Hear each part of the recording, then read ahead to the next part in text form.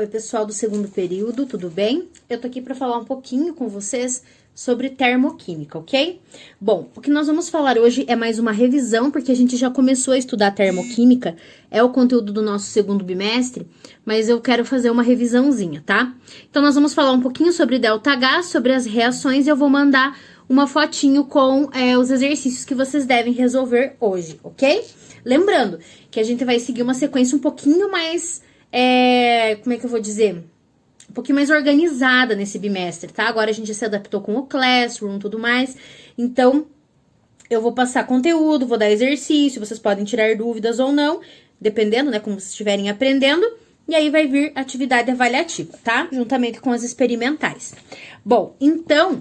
aqui nós vamos falar um pouquinho sobre... eu preferi trazer direto do livro pra vocês, porque eu achei que ficava um pouquinho melhor. Deixa eu ver se eu consigo arrumar o foco aqui da nossa amiguinha, tá? Vou dar uma limpadinha na tela. Eu sei que eu devia ter feito isso antes, mas não fiz. Me julguem. Então, aqui diz assim, ó. O valor da variação de entalpia, que é o ΔH, ou seja, a quantidade de calor envolvido na reação química, está sujeita a variações, em maior ou menor grau, conforme mudem as condições que a reação foi realizada. Os fatores que influenciam o valor de ΔH são os seguintes. A fase de agregação.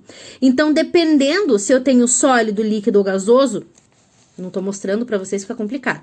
Então, dependendo se eu tenho sólido, líquido ou gasoso, eu vou ter um tipo de ΔH. Pense comigo. Vamos pensar na água. Gelo, água líquida, água gasosa. Para água gelo virar líquida e depois vapor, eu tenho que aquecer, tenho que ganhar energia, por isso que a energia aumenta. Essa energia é o ΔH. Pois bem, na volta tem que resfriar, então quando o vapor encontra uma superfície mais fria, ele condensa e depois solidifica se esfriar mais. Tem que perder calor, por isso que a energia diminui. Então o ΔH é a entalpia, é a energia na forma de calor, ok? Aqui tem duas reações, ok?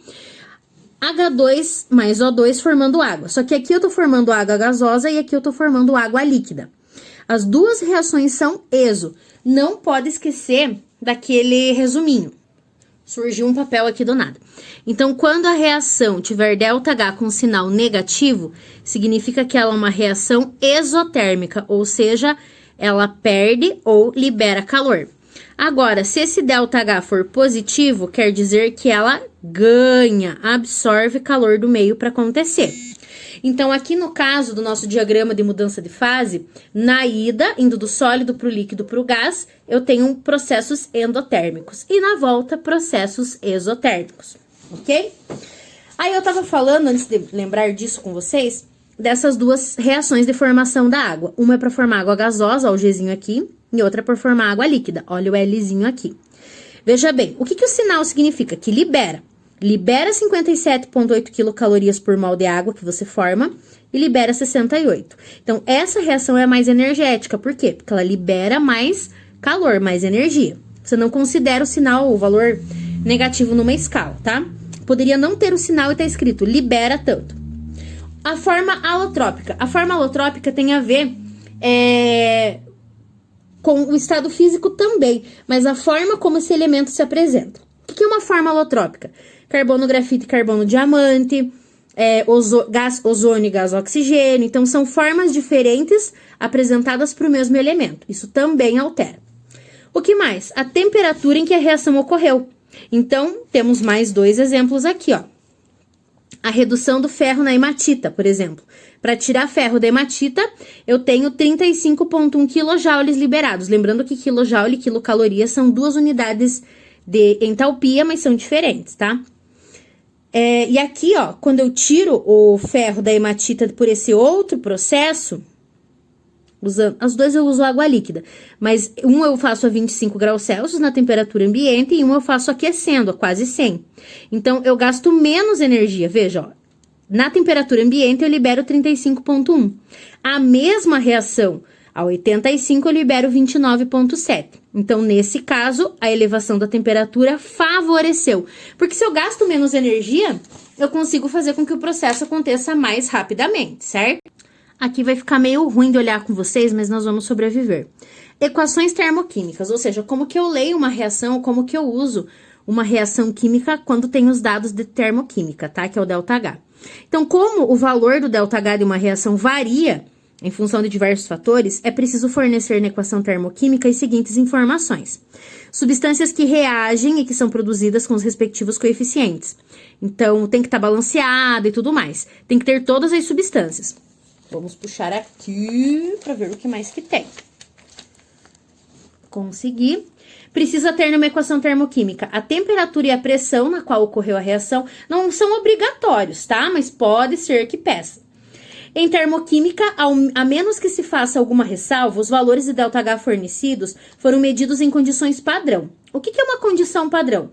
Pressão atmosfera, que é no nível do mar, temperatura ambiente de 25 graus Celsius e uma outra observação.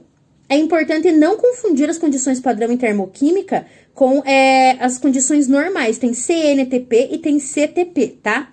Mas nós não vamos usar isso no momento.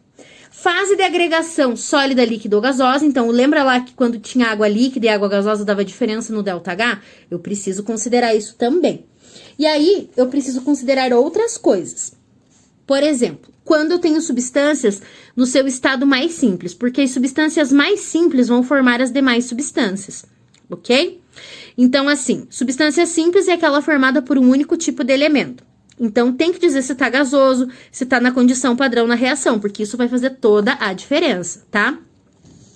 Então, aqui, por exemplo, são gasosas em condição padrão. Nitrogênio, gás oxigênio, F2, Cl2, hélio, neônio, argônio, criptônio, todos os gases nobres.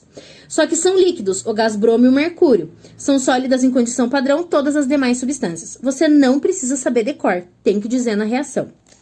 A variedade alotrópica, então tem que dizer, por exemplo, se é carbono grafite, se é carbono diamante, tá? Fósforo branco, fósforo vermelho.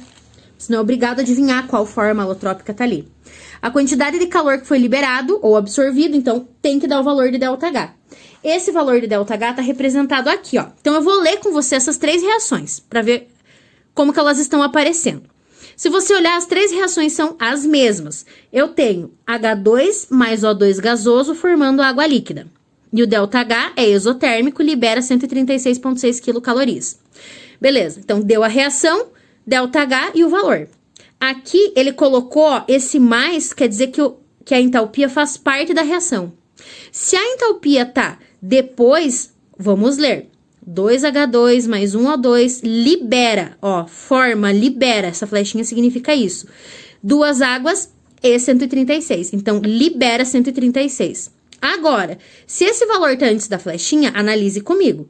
2H2 mais 1O2 ganhando, como que vai ganhar? Liberando, por isso que tá negativo. Então, depois da flechinha positivo, libera. Antes da flechinha negativo, libera também, formando duas águas. Qual é que mais aparece? Essas duas primeiras. Essa aqui não vai aparecer para vocês, então não precisa se estressar, tá? Não vai aparecer negativo na reação. Na reação endotérmica, a mesma coisa, só que agora o sinal vai ser positivo. Vou mudar a página aqui, tá bom? Antes de mostrar os exercícios, eu vou falar sobre a entalpia de formação. Então, a entalpia de formação é um valor tabelado. E é um valor tabelado de energia para formar cada substância. Quanto de energia foi utilizado para formar cada substância? Ainda bem que vocês estão acostumados com os meus garranchos, certo? Só que a gente tem que pensar primeiro uma coisa, nas substâncias simples. Quem que são as substâncias simples? São aquelas formadas por um único tipo de elemento. Quem que formou N2? Quem que formou H2? Eles são precursores. Então, as substâncias compostas são formadas a partir das simples. Substâncias simples... Hoje eu tô com preguiça de usar canetinha e coisa colorida. Formam substâncias compostas. Bom, então, a partir da junção das substâncias simples, é que eu vou ter uma substância composta, por exemplo. Certo?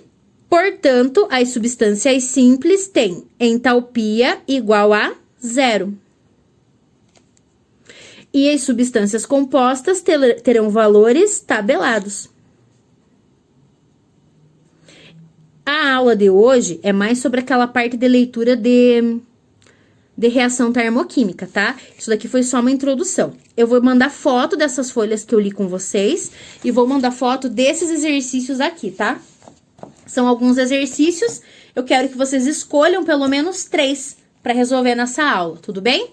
E vocês têm que me mandar, valendo notinhas, ok? Beijão!